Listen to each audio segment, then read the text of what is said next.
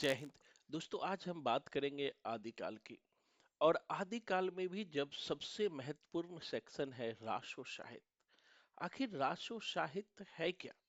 वैसे तो रासो साहित्य को लेकर के विद्वानों के बीच काफी मतभेद है, लेकिन हजारी प्रसाद द्विवेदी रासो साहित्य की व्याख्या परंपरावादी दृष्टि से करते हैं। हजारी प्रसाद द्विवेदी कहते हैं कि रासो साहित्य की जो परंपरा है वह अचानक उत्पन्न हुई परंपरा नहीं है, बल्कि यह संस्कृत काव्य धारा से ही चली आ रही है। पाली प्राकृत और अपभ्रंश के विकास के साथ रासो साहित्य का भी विकास हुआ और धीरे धीरे अपभ्रंश तक आते आते यह राजस्थान तक पहुंचा। और राजस्थान में चूंकि ओकारांता की प्रधानता थी, इसीलिए रास से रासो हो गया। यानी कि हजारी प्रसाद द्विवेदी मानते हैं कि रासो शब्द की जो परंपरा है, ये रासो की जो परंपरा है, वह अचानक पैदा हुई परंपरा नहीं है। दूसरी तरफ हजारी प्रसाद द्विवेदी कहते हैं कि संस्कृत में रासो शब्द के तीन अर्थ लिए जाते हैं: नृत्य प्रधान रासो काव्य, भाव प्रधान रासो काव्य और दृश्य प्रधान रासो काव्य। ये संस्कृत काव्य धारा में तीनों प्रवृत्तियां देखने को मिलती थी। लेकिन धीरे धीरे फिर संस्कृत, पाली, प्राकृत और अपभ्रंश के विकास के दौरान नृत्य और दृश्य प्रधान प्रवृत्ति गौण हो गई और रासो प्रवृत्ति ही रही, और उसी को जो है रासो काव्य कहा गया। अब आते हैं कि रासो काव्य का विषय क्या है दोस्तों। तो रासो काव्य को विषयों की दृष्टि से भी हम तीन भागों में बांटते हैं। एक वीर गाथात्मक रासो काव्य होता है, दूसरा श्रृंगार परक रासो काव्य होता है और तीसरा उपदेशात्मक रासो काव्य होता है। तो रासो काव्य है क्या दोस्तों? तो जब आदिकाल का विकास हुआ 7वीं से 13वीं सदी के बीच माना जाता है, तो जो सामंत थे, जैसे पृथ्वीराज चौहान हो गए या जयचंद हो गए, और भी बहुत सारे सामंत थे, अपने दरबार में कवियों को रखते थे। वो कवि जो है राजाओं को खुश करने के लिए गायन गाते थे, लिख काव्य लिखते थे। वह वीर गाथात्मक भी होता था, श्रृंगार प्रधान भी होता था और उपदेशात्मक। मूल वीरता और श्रृंगार थी। तो वह उसी को चारण कवि कहा गया और उन्होंने ही रासो लेखन की प्रवृत्ति को जन्म दिया। अब दूसरी तरफ आते हैं कि जैसा स्क्रीन पर आप देख रहे हैं कि रासो साहित्य में जो वीरता है, खास करके पृथ्वीराज चौहान और संयोगिता के प्रकरण, कहा जाता है कि पृथ्वीराज चौहान ने संयोगिता का अपहरण किया। जैसा स्क्रीन पर आप देख रहे हैं, अपहरण के कारण जो संयोगिता थी वो जयचंद की पुत्री थी। गहरवाल वंश के शासक थे जयचंद।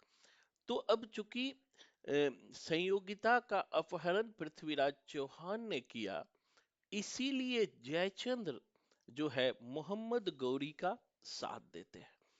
इसीलिए जो जयचंद है, इसी मोहम्मद गौरी का साथ देते हैं। मोहम्मद गौरी तराइन के प्रथम युद्ध में, पृथ्वी 1191 में तराइन का प्रथम युद्ध होता है।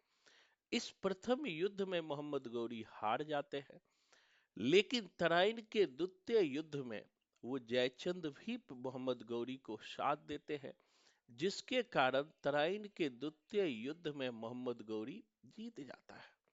पृथ्वीराज चौहान के ही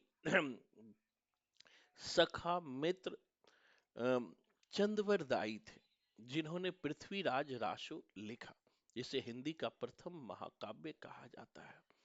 और इसमें इन्होंने लिखा, गोरी रतो तू धरा, तू गोरी अनुरत, कि मोहम्मद गौरी बार बार तुम्हारे धरा पर आक्रमण कर रहे हैं और तुम है कि संयोगिता में अनुरक्त हो। तो इस तरह से जो है रासो साहित्य में दिखाया गया है कि पृथ्वीराज रासो में के अंतिम 27वां सर्ग पृथ्वीराज रासो का रेवा तट है, जो यूजीसी नेट के सिलेबस में भी लगाया हुआ है। उसमें पृथ्वीराज को जीतते हुए दिखाया जाता है। लेकिन जब तराइन की अंतिम लड़ाई होती है, तो उसमें पृथ्वीराज चौहान हार जाते हैं। तो इन सब को हमें ध्यान में रखना होगा। अब दूसरी बात आते हैं, जो महत्वपूर्ण सवाल आता है, हमने कहा कि जो रासो साहित्य है, रासो साहित्य को विषय की दृष्टि से हम तीन वर्गों में बांटकर देखते हैं। रासो साहित्य को तीन वर्ग में बांटकर देखते हैं। पहला होता है वीर गाथात्मक रचना। वीर गाथात्मक, जो वीर गाथात्मक रचना होता है, इन्हें कैसे हम याद करेंगे? दोस्तों, संपूर्ण साहित्य कोडिंग वे में आप सिंपल टिप्स पर कर सकते हो। अगर असफल हो रहे हो तो इसके लिए आप ही जिम्मेदार हो, क्योंकि आप सही डायरेक्शन, सही रणनीति को लेना नहीं चाहते हो, या उस पे काम करना नहीं चाहते हो। मैंने बहुत सारे बच्चों को देखा जो मेरे पास पढ़कर, आप मेरे बच्चों के रिजल्ट को देख सकते हो कि किस तरह वो जीरो से हीरो बनते हैं। तो जो वीर गाथात्मक रासो काव्य है, जिसमें पहला है पृथ्वीराज रासो। ठीक है, पृथ्वीराज रासो आप सबको पता है चंद्रबरदाई की रचना है। चंद्रबरदाई की रचना है, ये तो सभी याद रहता है। ये वीर गाथात्मक रचनाएं हैं। इसी वीर गाथात्मक रचनाओं में हमीर रासो होता है। ठीक है, हमीर रासो। हमीर रासो जो है वीर गाथात्मक रचना में लिया जाता है, और वो है शांगधर की रचना। शांगधर, अब देखो यहां से कोडिंग शुरू होता है। शांगधर की रचना है हमीर रासो। इनको सिंपल कोडिंग करेंगे सारंगी, शांगधर को बनाएंगे सारंगी। और सारंगी कौन बजाते हैं? हम बजाते हैं। सारंगी कौन बजाते हैं? हम बजाते हैं। हम मतलब हमीर रासो। हम मतलब हमीर रासो। सारंगी कौन बजाते हैं? हम बजाते हैं। हम मतलब हमीर रासो। इसी तरह है खुमान रासो। खुमान रासो। खुमान रासो है दलपति विजय की रचना। दलपति विजय। अब देखो इसको कोडिंग से कैसे याद रखें। जब कोई व्यक्ति दल का मालिक होता है तो उसके अंदर खुमान आ जाता है। खुमान का मतलब होता है गुमान। कोड के लिए है, जब कोई व्यक्ति दल का मालिक हो जाता है तो उसके अंदर क्या आ जाता है? गुमान आ जाता है, मतलब खुमान आ जाता है। तो खुमान रासो। इसी तरह से परमाल रासो। परमाल रासो किसकी रचना है? जगनिक का। जगनिक, परमाल रासो, या इसी का नाम है आल्हा खंड। अब कैसे याद रखोगे कि पर यानी कि जगनिक यानी जग में निक कहलाओगे अगर दूसरे के माल पर ध्यान नहीं दोगे। यानी परमाल, जग में निक कहलाओगे अगर दूसरे के माल पर ध्यान नहीं दोगे, तो परमाल। यानी जग में निक कहलाओगे, दूसरे के माल पर ध्यान नहीं दोगे, और अल्लाह का नाम लोगे। और किसका नाम लोगे? अल्लाह का नाम लोगे। जग में निक कहलाओगे अगर दूसरे के माल पर ध्यान नहीं दोगे, और अल्लाह का नाम लोगे। तो जगनिक की रचना परमाल रासो और आल्हा खंड। इसी तरह से एक दो और आप याद रख लेना, जैसे नल सिंह भाट की रचना है। नल सिंह भाट की रचना है विजयपाल रासो। विजयपाल रासो। अब देखो कैसे याद रखेंगे। नल मतलब होता है नाल। अब पहले के जमाने में घोड़े में नाल ठुकवाया जाता था। घोड़े में नाल क्यों ठुकवाया जाता था? तो विजय प्राप्त करने के लिए। पहले के जमाने में दोस्तों घोड़े में नाल ठुकवाया जाता था। क्यों नाल ठुकवाया जाता था? तो विजय पाने के लिए, मतलब विजयपाल रासो। किसकी रचना है? नल से भाट की। विजयपाल रासो, नल से भाट की रचना।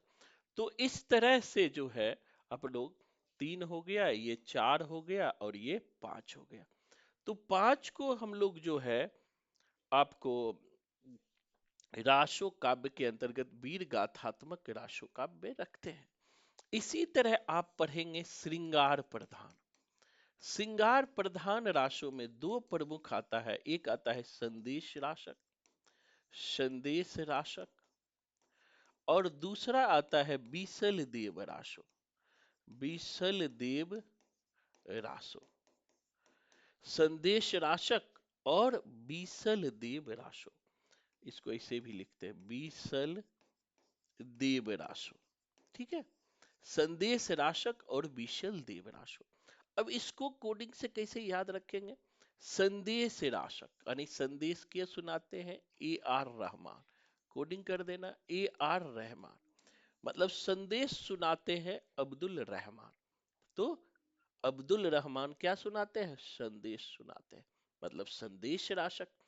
बीसल देव, विष कौन पी गए थे? नरपति, नरपति नाल। अब इसको कैसे याद करेंगे? विष कौन पी गए थे? शिव। आपको पता है विष शिव पी गए थे, और शिव को ही नरपति कहते हैं।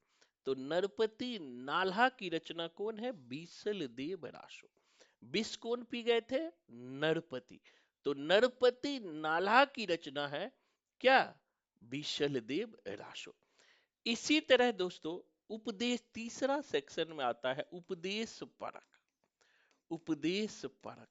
अब उपदेश परक रासों में सारे जैन काव्य आ जाते हैं, सारे जैन काव्य आ जाते हैं। जैसे जिन दत्त सूरी का, जिन दत्त सूरी का है उपदेश रसायन रास, उपदेश रसायन रास। कैसे याद करोगे? जिन दत्त, कोडिंग करना संजय दत्त, संजय दत्त क्या देते हैं मुन्ना भाई में? उपदेश देते हैं, तो उपदेश रसायन था। इसी तरह से है जिन धर्मशूरी का है स्थूली भद्र रास, स्थूली भद्र रास। अब देखो, यहां दत्त है तो उपदेश है, यहां धर्म है तो स्थूल।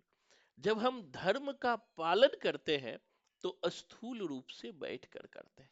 आपने देखा होगा धर्म का पालन शादी ब्याह में भी करते हैं, तो स्थूल रूप से बैठ के करते हैं। इसी तरह से शालीभद्र शूरी, दो है, शालीभद्र शूरी, शालीभद्र शूरी पहला, और शालीभद्र शूरी, शालीभद्र शूरी सेकंड। पहला का रचना है भारतेश्वर बाहुबली रास, भारतेश्वर बाहुबली रास रास। दूसरा का है पांच पांडव चरित, पांडव चरित।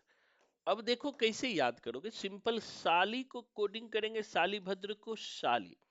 पहली साली जो जीजा बाहुबली चाहती है, और दूसरी साली पांडव जैसा जीजा चाहती है।